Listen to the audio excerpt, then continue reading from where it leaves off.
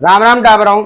आज आप गति का नियम पर आधारित एक बहुत अच्छो प्रश्न है ले रहा हूं तक खाना इन्हें आज आप हल करवा वाला।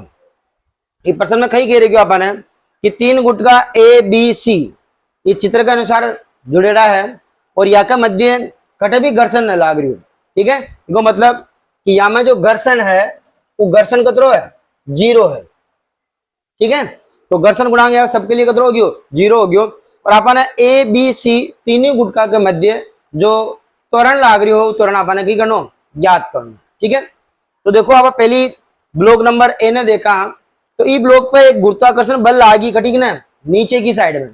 तो नीचे की साइड में गुरुत्वाकर्षण बल लागी तो यो नीचे की साइड में गति करवा लागी। ठीक है, जब यो ए वाला जो तो ब्लॉक है गुट को है जब नीचे की साइड में गति के रही तो यो सी वाले गुट को भी आगे की साइड में की रही गति के रही।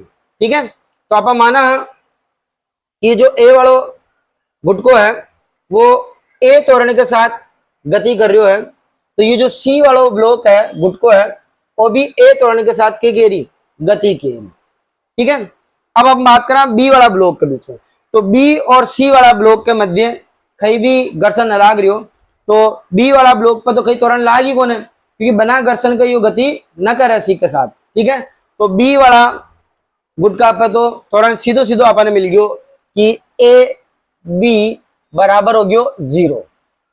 ठीक है, अब अपन ज्ञात करनो सी पे और ए पर कतरो त्वरण लाग रही हो ए को मान अपन ज्ञात करनो। ठीक है, तो जब ये गति के रही तो ये जो डोरी है ये डोरी के मायने एक तनाव बल उत्पन्न हो अटे भी एक तनाव बल लागी टी और ई डोरी में भी अटे एक तनाव बल लागी कतरो टी तनाव बल लाग जाए।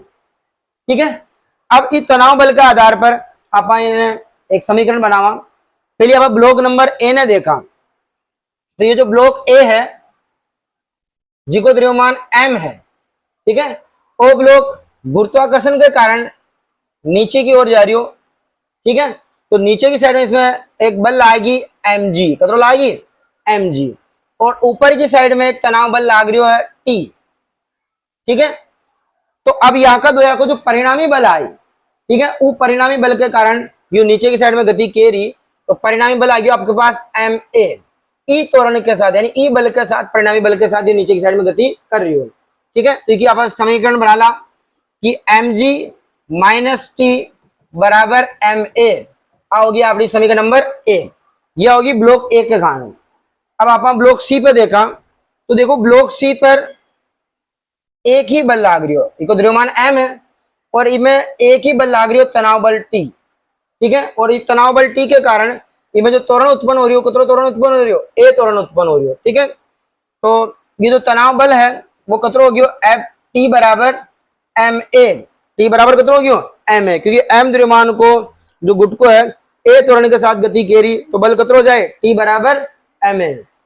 ठीक है, ये हो गया समीकरण नंबर 2। समीकरण 2 को माना गया समीकरण नंबर 1 में रखा तो M G minus M A बराबर एम ए। ठीक है, अब एम ए ने उठी ले जावा तो ये किस का को जाए प्लस को जाए तो एम जी बराबर M A plus M A. ठीक है, तो ये बराबर हो गया अपने पास 2 एम ए।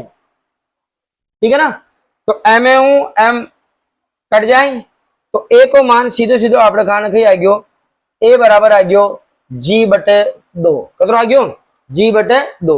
अब अपन ध्यान है कि गुट को ए और गुट को सी दो को त्वरण कतरो ए है और उस त्वरण को मान कतरो आ गया अपने पास जी बटे 2 और बी को आप शुरुआत में ज्ञात कर लियो कि बी को त्वरण कतरो है 0। तो अब यहाँ देखो आप तो पहले ही ऑप्शन देखो आप कि ए पे त्वरण हो गया जी बटे 2 बी पे त्वरण हो गया 0 और सी पे त्वरण कतरो हो गया जी बटे 2। तो ये आप जो पहले ही ऑप्शन है यो कही होगी करेक्ट होगी। ठीक है ना।